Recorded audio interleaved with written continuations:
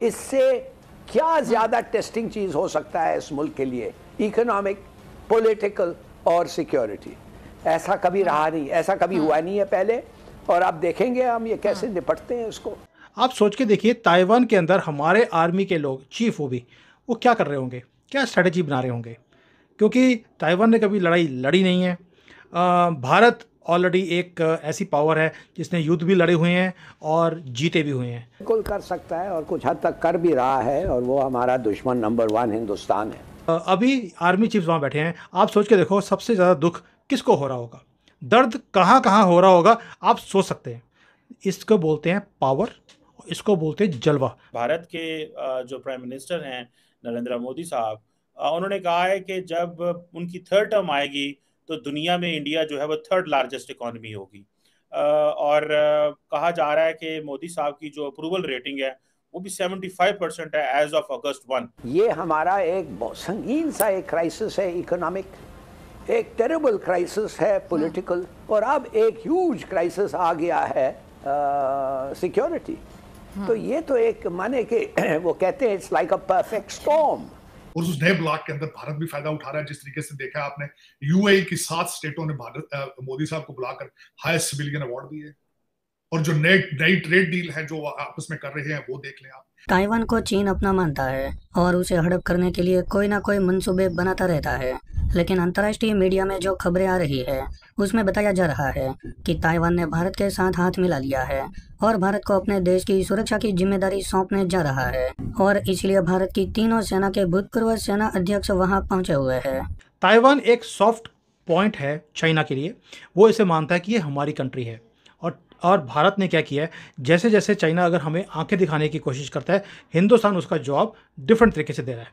Taiwan में हमारे 3 जो आर्मी चीफ हैं, आर्मी के लोग हैं, वो वहाँ बैठे हुए हैं, वहाँ पर कोई कॉन्फ्रेंस चल रही है।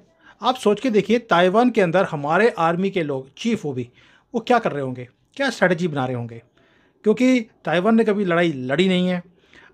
भारत ऑलरेडी एक ऐसी पावर है जिसने युद्ध भी लड़े हुए हैं और जीते भी हुए हैं। तो वी नो हमारी जो स्ट्रैटेजीज़ हैं और है, we are known for it. और अभी आर्मी चीफ्स वहाँ बैठे हैं, आप सोच के देखो सबसे ज़्यादा दुख किसको हो रहा होगा, दर्द कहाँ कहाँ हो रहा होगा, आप सोच सकते हैं। इसको बोलते हैं पावर, इसको बोलते हैं जलवा। बिना नाम लिए हमने ऐसी जगह पे लात मारी है जहाँ पर दर्द इतना हो कि आवाज़ भी ना निकाले अगला। इसको बोलते हैं पावर, और ये मोदी जी करते हैं। मुझे इसी बातों की खुशी होती है। उसके ऊपर जयशंकर जी का स्टेटमेंट आ गया। जिस तरीके से रशिया और चाइना मसल फ्लेक्स कर रहा है, वो ब्लॉक बनाने का भी भारत को फायदा हो रहा है। उसकी वजह ये है, आप देखें कि इस वक्त मिडिल ईस्ट के जो कंट्रीज हैं वो अमेरिकन लॉबी छोड़कर रशिया और चाइना के पीछे जा रहे हैं, और उस नए ब्लॉक के अंदर भारत भी फायदा उठा रहा है। जिस तरीके से देखा आपने, यूएई की 7 स्टेटों ने भारत मोदी साहब को बुलाकर हाईएस्ट सिविलियन अवार्ड दिए, और जो नई ट्रेड डील है जो आपस में कर रहे हैं वो देख लें आप। यूएई के अंदर उनका टारगेट था 100 बिलियन का, 85 बिलियन वो अचीव कर चुके हैं।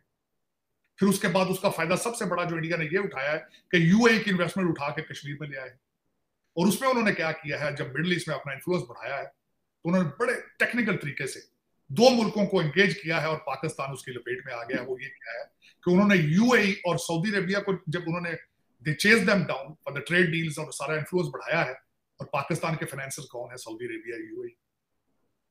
तो अब पाकिस्तान की मजबूरी है कि you have to accept the Indian relationship in the Middle East.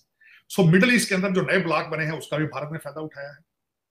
और उससे अगला पॉइंट जो मैं बताना चाहूंगा कि देखें, इस वक्त भारत ने जो डिजिटल इंडिया का कॉन्सेप्ट एक दिया है, जो एक इंफॉर्मेशन टेक्नोलॉजी के ऊपर almost they are manipulating right now at the minute इस वक्त।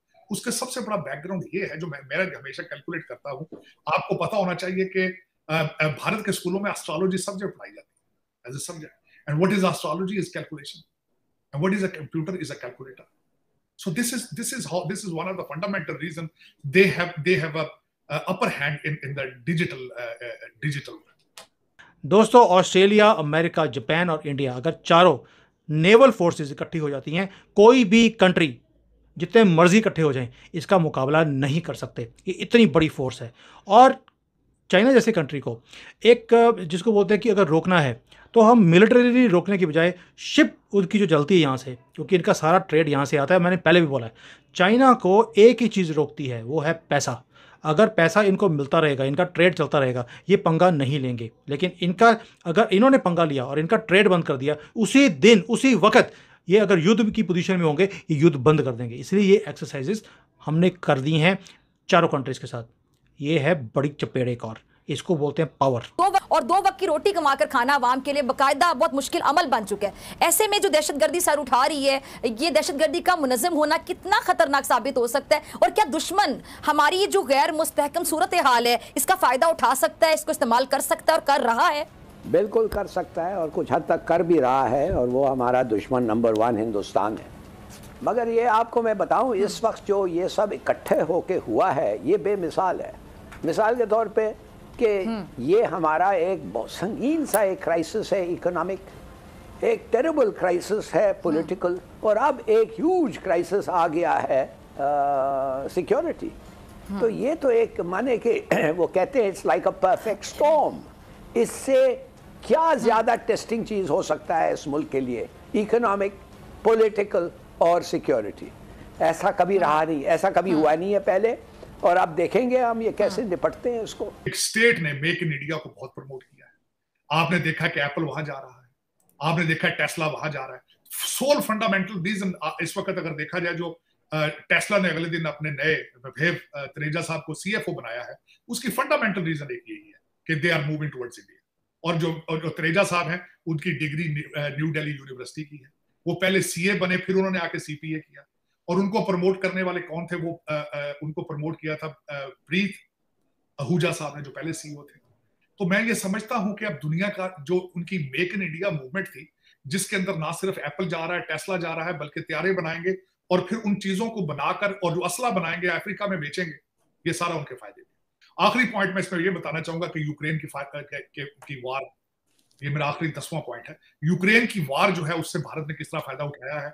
यूक्रेन की वार ने एक काम किया है कि उन्होंने जो रशिया का एक सप्लाई लेन थी आर्मामेंट्स की अफ्रीका में, वो इंटरप्ट हो चुकी है और उसका फायदा भारत उठा रहा है। मेक इन इंडिया असला बना के बेचेंगे, और यूक्रेन की जो वार है वो भी। जो अगला पॉइंट यूक्रेन के साथ रिलेटेड है कि इस इकोनॉमी में जब अमेरिका और चाइना और रशिया 3 ब्लॉक बने, अमेरिका और चाइना इकट्ठे हुए, तेल की एम्बार्गो जब लगाया वेस्ट ने, इंडिया ने तेल इंपोर्ट करके रशिया से जबरदस्त पैसे बनाए। बल्कि यहाँ तक कि उन्होंने उनसे तेल लेकर रिफाइन करके आगे मजीद बेचा, यहाँ तक कि अमेरिका को भी बेचा। अमेरिकन फिर वहां भी बेवकूफ बने, दुनिया फिर बेवकूफ बनी, लेकिन फायदा किसने उठाया? भारत। दोस्तों, इस वक्त भारत के 3 भूतपूर्व सेनाध्यक्ष आर्मी, नेवी और एयरफोर्स के हैं, वो ताइवान में पहुंचे हुए हैं और लगातार 3 दिन से वार्ता जारी है। अंतर्राष्ट्रीय मीडिया में यह कहा जा रहा है कि भारत की चीन से दुश्मनी है, इसलिए भारत ने यह बीड़ा उठाया है कि वो ताइवान को सामरिक दृष्टि से मदद करेगा। जैसे चीन श्रीलंका में आकर श्रीलंका के बड़े बंदर पर अपना जहाज रखकर भारत की निगरानी रखता है, उसी तर्ज पर भारत ताइवान की मदद करके आज भारत चीन के दरवाजे तक पहुंच गया है, और जब भी चाहे तब भारत वहां से चीन की राजधानी बीजिंग और बड़े बड़े शहर को आसानी से निशाना बना सकता है। आगे क्या होगा ये तो वक्त ही बताएगा, लेकिन भारत की ये एक बहुत बड़ी कूटनीतिक कामयाबी हो सकती है, सामरिक दृष्टि से भी और आने वाले भविष्य को लेकर भी। आज के लिए बस इतना ही। वीडियो अगर पसंद आया हो तो वीडियो को लाइक करके हमारे चैनल को सब्सक्राइब जरूर से कर दे।